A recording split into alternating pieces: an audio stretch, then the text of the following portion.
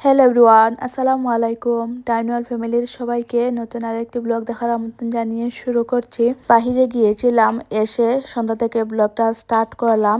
আগামীকাল রাতে আমার বাসায় বর্তা পার্টি, তো সেই উপলক্ষে কিছু প্রিপারেশন নিব। ঘরদুয়ার একটু ক্লিন করে রাখবো। বাহির থেকে এসে আমি চেষ্টা করি যা যা এলোমেলো করে যাই বা যেগুলো আমি পরে যাই সেগুলা জায়গায় জায়গায় নিয়ে রাখতে। বাহিরে যাওয়ার সময় অনেক জিনিস এলোমেলো হয়, সেগুলা সময় মতো গুছিয়ে না রাখলে পরে দেখা যায় যে হারিয়েও যেতে পারে। সকালে সেন থেকে আমার একটা পার্সেল এসেছে, 2টা ড্রেস অর্ডার করেছিলাম। এগুলো এখন ওপেন করে দেখাই। 2টা ড্রেসেই অনেক সুন্দর, হালকা পাতলার মধ্যে, আর ডিজাইনটাও অনেক ভালো লেগেছে আমার কাছে। এই ধরনের টপস আমি বাসায় পরি, প্লাস বাহিরেও যখন যাই পরে যাই, সেই কারণে একটু বেশি করেই কেনা হয়। এই 2টা টপসের মধ্যে অনেক ডিসকাউন্ট ছিল, সেই কারণে কিনে নিয়েছি।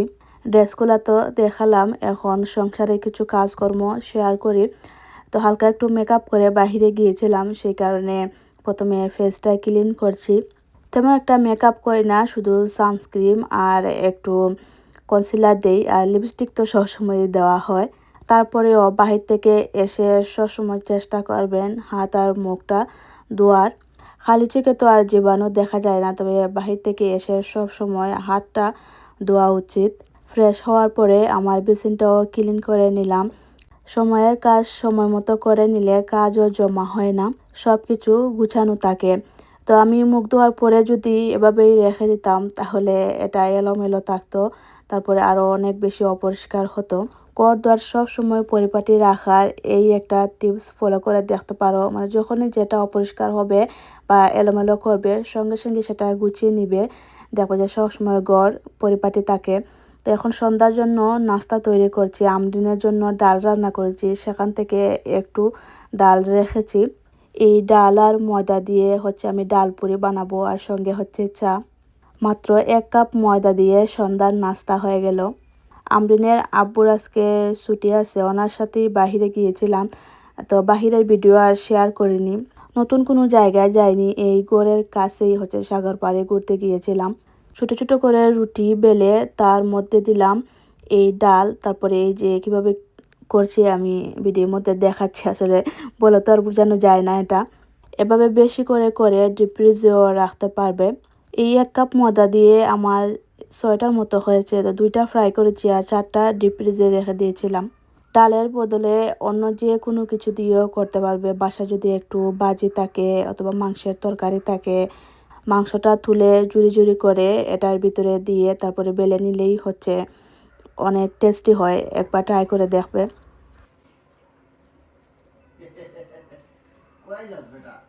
কালকের ভর্তা পার্টির জন্য কিছু ভেজিটেবল কিনেছি, আর আমি 2টা গ্লাস কেনার জন্য গিয়েছিলাম চায়না শপে, সেখান থেকে আরও কিছু জিনিস কিনেছি। চায়না শপে গেলে মাথা ঠিক থাকে না, সব কিছু সস্তায় থাকে আর যাই দেখি চয়েস হয়ে যায়।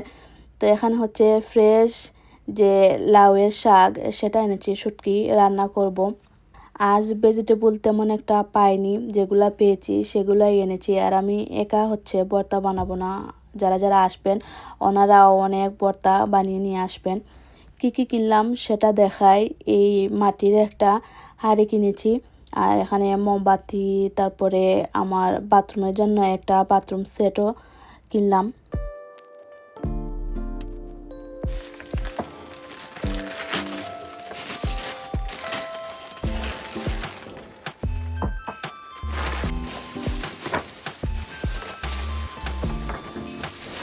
বাথরুমে ব্রাশ, চিরুনি অর্গানাইজ করে রাখার জন্য যেগুলো আমি ইউজ করছি, এগুলো এই বাসায় যখন আসি তখন কিনেছিলাম। তো সেগুলো ইউজ করছি, আর সেগুলো ছিল প্লাস্টিকের, আর এগুলো সিরামিকের। এগুলার ডিজাইনটা দেখে আমার কাছে এত ভালো লাগলো, আর ডিসকাউন্টও ছিল। সত্যি কথা বলতে মনে মনে কয়েকটা দিন ধরে খুঁজছিলাম সেই নিয়ে, বা অনলাইনেও আমি সার্চ করে দেখি যে আমার মন মতো পাই কি না। কিন্তু যেগুলা চয়েস হয় সেগুলার অনেক বেশি দাম থাকে। তো এগুলা কম দাম, তারপরে অনেক সুন্দর দেখে কিনে নিলাম। ভর্তা পার্টিটা আগামীকাল রাতে। তো সারাদিন অনেক সময় পাবো, রান্না বান্না করব বা আরও তো অনেক কাজ থাকে। তো রাতে হচ্ছে আমি আমার এই ড্রয়িং রুমটা ক্লিন করে রাখছি, তাহলে পরের দিন আমার জন্য অনেক উপকার হবে, একটু রিল্যাক্সে অন্য সব কাজকর্ম করতে পারবো। আমার ড্রয়িং রুমটা বড়, সেই কারণেই হচ্ছে প্রত্যেকবার বর্তা পার্টির আয়োজন আমার বাসায় করি। আর সত্যি কথা যেটা আমার ভালো লাগে এই ধরনের পার্টি অনুষ্ঠান। আর দেখা যায় যে সবসময় তো আর ফ্রেন্ডদের সাথে দেখা হয় না, তো আমাদের তো এখন এই সামার উপলক্ষে বাচ্চাদের স্কুল অফ হয়েছে, সেই কারণে হচ্ছে এই আয়োজনটা করলাম। ফ্রেন্ডদের সাথে দেখা হয়ে গেল আর সবাই মিলে একটু আড্ডাও দিলাম। কয়েকদিন পর স্কুল খুলে গেলে আবার ব্যস্ত লাইফ, তখন আর দেখা যায় যে কারোর সাথে ঠিকমতো দেখাই হয় না। এইবার আমার তেমন একটা কষ্ট হয়নি, আমি দুই একটা আইটেম রান্না করেছি আর ওনারা হচ্ছে অনেক ভর্তা বানিয়ে নিয়ে এসেছেন। এই তো সিম্পল করে আজকে টেবিলটা ডেকোরেশন করে নিলাম। অনেক চিন্তা করছিলাম কিভাবে ডেকোরেশন করব, তো সব কিছু বের করেছিলাম ডেকোরেশন করার, তারপরে এটাই মাথার মধ্যে এলো।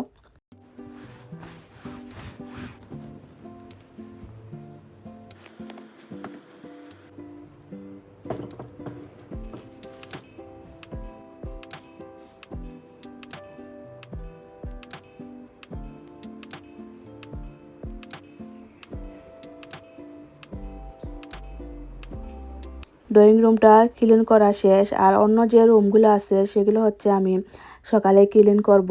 এখন হচ্ছে আমাদের খাওয়ার জন্য তো রান্না বান্না করতে হবে। তো এখানে বাহির থেকে মাছ কিনে এনেছি, চিংড়ি মাছ, আর এটা হচ্ছে এই দেশি দরাদা মাছ। এই মাছটা ফ্রাই করে খেলে ভালো লাগে তরকারির থেকে, তো বড় মাছটা হচ্ছে আস্তই ফ্রাই করব। আর পটল এনেছি, পটল দিয়ে চিংড়ি মাছ আর একটা ভর্তা বানাবো। যেই দিনই পটল আনি দেখা যায় যে হয় কয়েক টুকরা ফ্রাই করি, না হয় ভর্তা বানাই। পটল দিয়ে যে কোনো ধরনের রেসিপি ভালো লাগে খেতে। বেশি করে তরকারি রান্না করে রেখে দিচ্ছি, কালো হয়ে যাবে, কারণ বাচ্চারা তো আর ভর্তা দিয়ে খেতে পারবে না।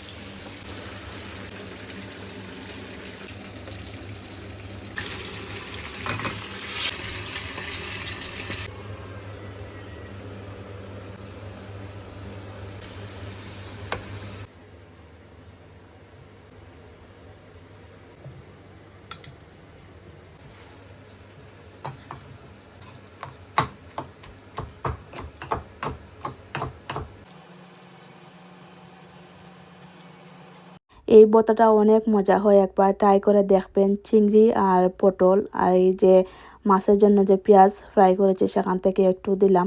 আমার আজকের ব্লগটা এই পর্যন্ত, এই নেক্সট ভর্তা পার্টির ব্লগে দেখা হবে, সেই পর্যন্ত সবাই ভালো থেকো, আল্লাহ হাফেজ।